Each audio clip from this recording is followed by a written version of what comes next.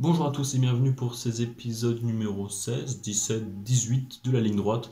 Vous savez, je le répète à chaque fois, la ligne droite, qu'est-ce que c'est? C'est la dernière ligne droite de la prépa avant les écrits des concours, plus particulièrement avant CCP, Minpon et Centrale.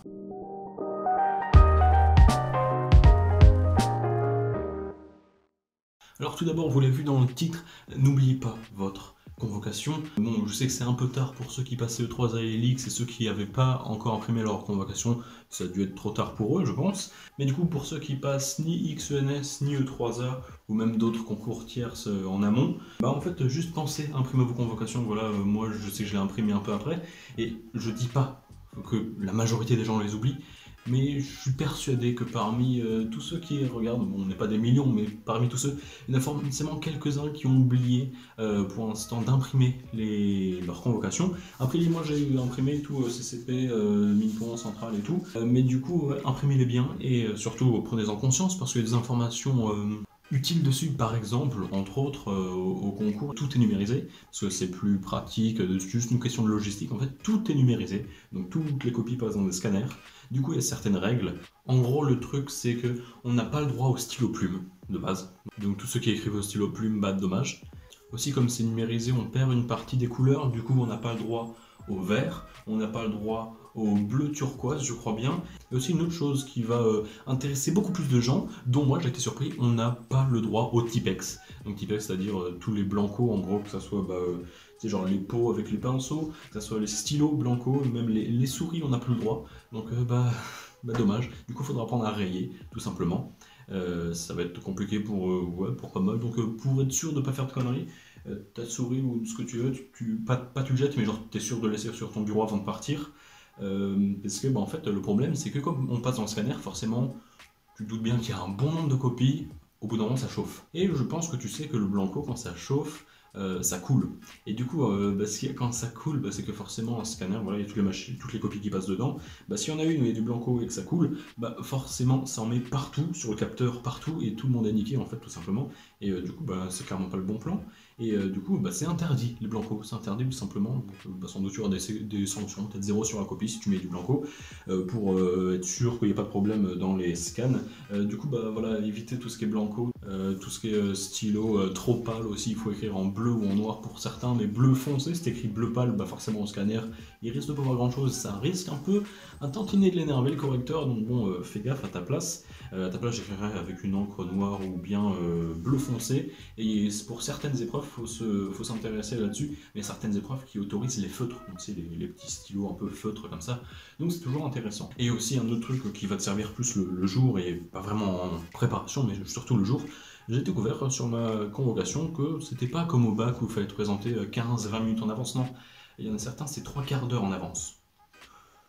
3 quarts d'heure en avance, faut être au courant, tu vois, faut être au courant que tu dois arriver devant le lycée à 7h15. Donc suivant là où tu habites, si c'est au même lycée à côté de chez toi, ou même s'il faut te déplacer, par exemple, je sais pas, genre je suis à Bordeaux, il y en a certains, ils doivent peut-être passer à Toulouse et qui viennent de Bordeaux suivant leur site, je sais pas. Prévois ça en avance, lis bien ta convocation et surtout imprime-la. Parce qu'il faut l'imprimer sur le téléphone, ça marchera pas. Donc imprime-la et puis lis tout ce qu'il y a dessus, et puis même sur les sites des concours, lis tout ce qu'il y a, c'est toujours intéressant. Ensuite, passons au vif du sujet, qu'est-ce qui s'est passé les jours 16, 17, 18 ? Alors, je vais vous dire ça grâce à mon MacBook en marbre de la marque Acer. Du coup, déjà, avant-hier, quel jour on était? On était samedi. Samedi matin, c'était quoi? C'était électrochimie.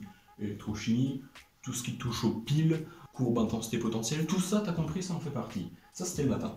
L'après-midi, c'était tout ce qui est série, mais pas série de fonctions. On fait pas ça encore. Non, là, c'était série numérique, série entière, comme ça, on fait toutes les séries en un après-midi.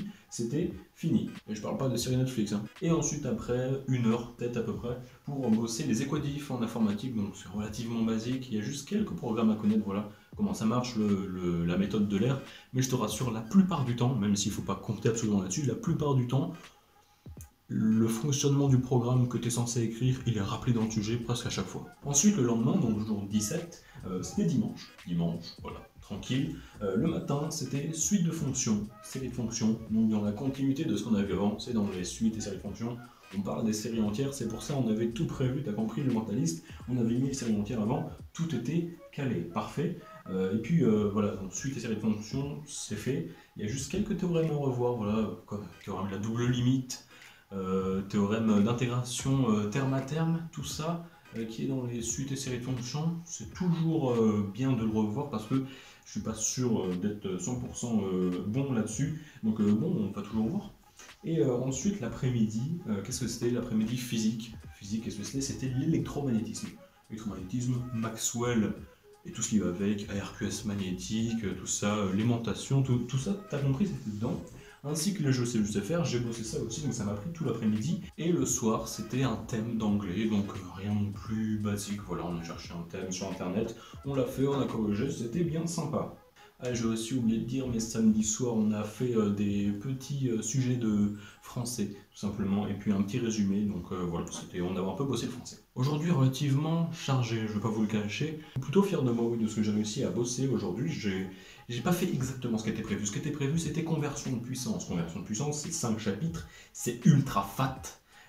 En 3 heures, on avait prévu, ça passerait pas, je savais que ça passerait pas. Je me suis dit, ok, il y a un chapitre en 3 heures, ça va peut-être en prendre 5 ou 6. T'as pas envie de le faire? Bah le fais pas. Je vais le faire après, mais genre au lieu de 3 heures, j'ai fait l'équivalent, pas de 3 heures, mais peut-être en 3-4 heures, j'ai fait l'équivalent de 8 heures prévues. Donc en fait, c'est comme ça que je fonctionne, c'est sans doute totalement débile, mais ce que je fais, c'est quand il y a un truc qui est long et que j'ai pas envie de faire, je le réserve pour après, et en attendant, les trucs que j'aime bien et tout, genre par exemple un truc qui doit prendre 2 heures, mais que quand je le fais, ça me prend une demi-heure, je le fais comme ça, au final, j'ai pas fait ce qui était prévu, mais j'ai été plus efficace, ça me fait sentir bien, et au final, tu vois, je prévois, voilà, comme ça, je prends le truc à la fin du planning, comme ça recule, je me dis que je serai entre guillemets en repos de quelques jours juste avant les écrits, un peu en avance, mais au final ce sera juste du temps que je prendrai pour les gros chapitres que j'avais pas envie de traiter. Du coup ça devait être conversion de puissance. À la place, qu'est-ce que j'ai bossé à la place? J'ai bossé réduction d'endomorphisme, espace vectoriel normé, donc tout ce qui est les normes, il y a pas mal de démonstrations là-dessus, mais en général c'est relativement basique, voilà, c'est juste des définitions de termes et d'outils, donc ça va. Ensuite, l'après-midi, je me suis fait plaisir, j'ai fait un peu d'informatique, donc tout ce qui est histoire de complexité, c'était plutôt basique, on va pas se cacher.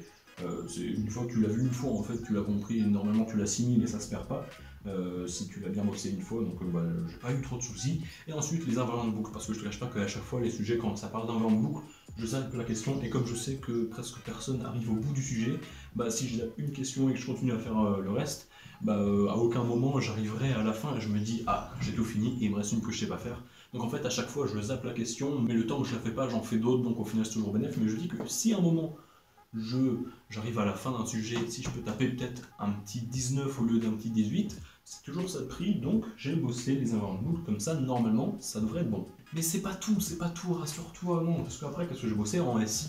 Tout sur le système du premier ordre, absolument tout. Fonction transfert, en temporel, en harmonique, diagramme de Bode, toutes les particularités, tout ça c'est fait, c'est tous les premiers ordres en SI, tout ça c'est traité. Aussi on est sur une bonne lancée, du coup on ne s'arrête pas en chimie, la complexation. Complexation, ça va, ça se rapproche plus ou moins du reste.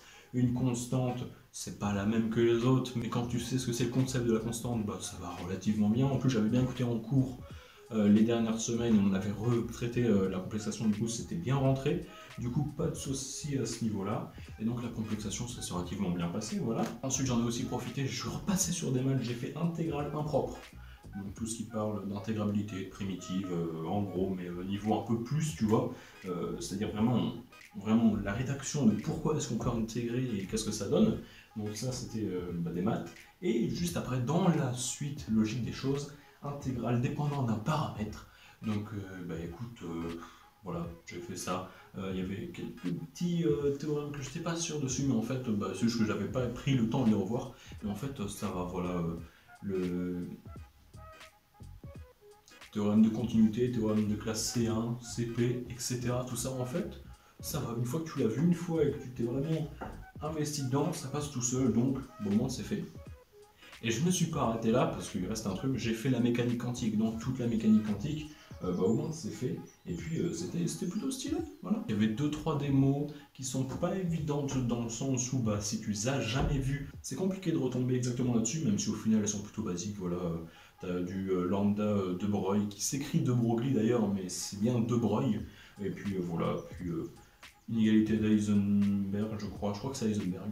Et sinon, c'était à peu près tout. Ah non, j'ai oublié de dire, samedi dans la journée, je sais plus exactement quand, mais j'ai fait toute l'optique. Donc en fait, l'optique dans la capacité exigible, il y a pas mal de choses que tu vois que c'est pas si compliqué, voilà. Et puis c'est comme ça que s'est achevé mon petit road trip des 3 jours où je suis resté chez moi en fait. Du coup, c'était à peu près tout ce qui s'est passé pendant ces 3 jours. Sinon, je vous dis bonne chance pour la fin des révisions parce qu'on s'en approche dangereusement de CCP. Sur ce, je vous laisse, je vous dis à la prochaine, à plus.